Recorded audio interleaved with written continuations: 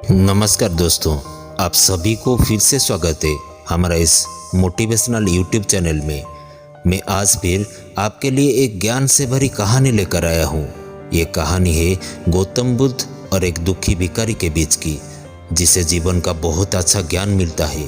तो चलिए बिना देरी किए कहानी को शुरू करते हैं। एक बार की बात है, एक बार महात्मा बुद्ध एक गांव में अपने शिष्यों सहित घने पेड़ की छांव के नीचे बैठे थे।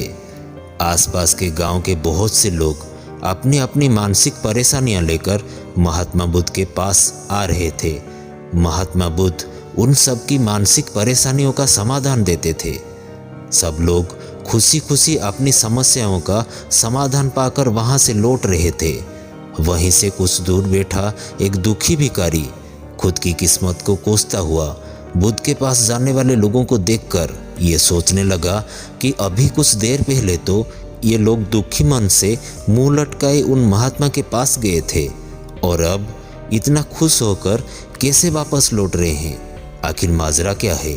जरा मैं भी जाकर देखूं कि वो महात्मा ऐसा कौन सा खजाना बांट रहा है इन लोगों को, जो इनके चेहरे खुशी से लाल हो गए। जब वो दुखी भिखारी कुछ नजदीक गया तो उसने देखा कि ये महात्मा तो लोगों को प्रवचन देकर लोगों की दुख का निवारण कर रहे हैं। ये देखकर भिखारी के मन में भी तीव्र इच्छा हुई कि क्यों ना मैं भी अपना दुख इन महात्मा को बता दूं। मुझे भी अपने दुख का समाधान अवश्य मिलेगा। बस फिर क्या था, समाधान पाने की लालसा लिए भिखारी महात्मा बुद्ध के सामने पहुंचा और हाथ जोड़कर प्रणाम करते हुए बोला, हे महात्मा, मैं भी लोगों की मदद करना चाहता हूँ। मेरी बहुत इच्छा है कि मैं लोगों की मदद करूँ, लेकिन मैं मदद कैसे करूँ? मैं तो बहुत गरीब हूँ। ना तो मेरे पास धन है, ना ही कोई वस्तु जिसे मैं किसी की मदद कर सकूँ। मैं चाहकर भी किसी की मदद नहीं कर सकता। मुझे भगवान ने इतना गरीब क्यों बनाया है? हे महात्मा, मुझ पर कुछ कृपा करो। इतना बोलते हुए भिखारी रोने लगा।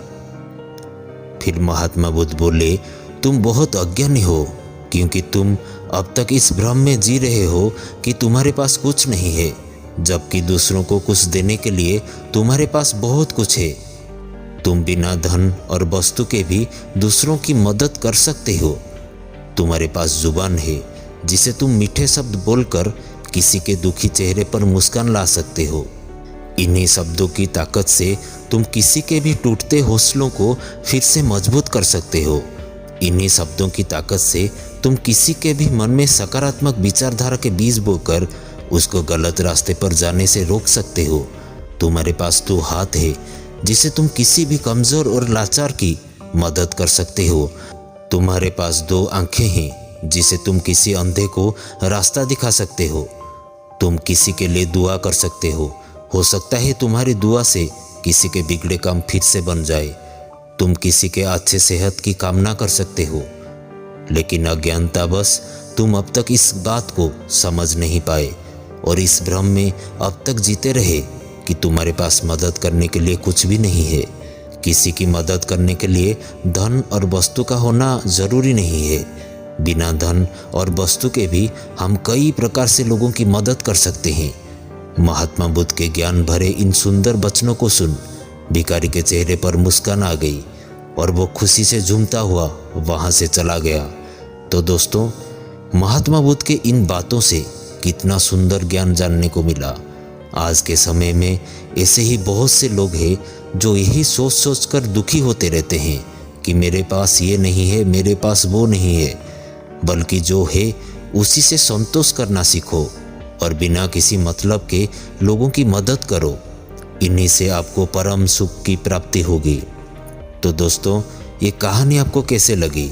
उम्मीद है ये कहानी आपको अच्छी लगी होगी। ऐसे ही मोटिवेशनल वीडियो देखने और सुनने के लिए आप हमारे चैनल के साथ जुड़ सकते हैं, इसको सब्सक्राइब करके। तो मिलते हैं ऐसे ही एक मोटिवेशनल वीडियो में। तब तक के लिए आप जहाँ रहें खुश रहें और खुशियाँ बांटते रहिए। वीडियो को अंत तक देखने के लिए आपका बहुत बहुत धन्यवाद।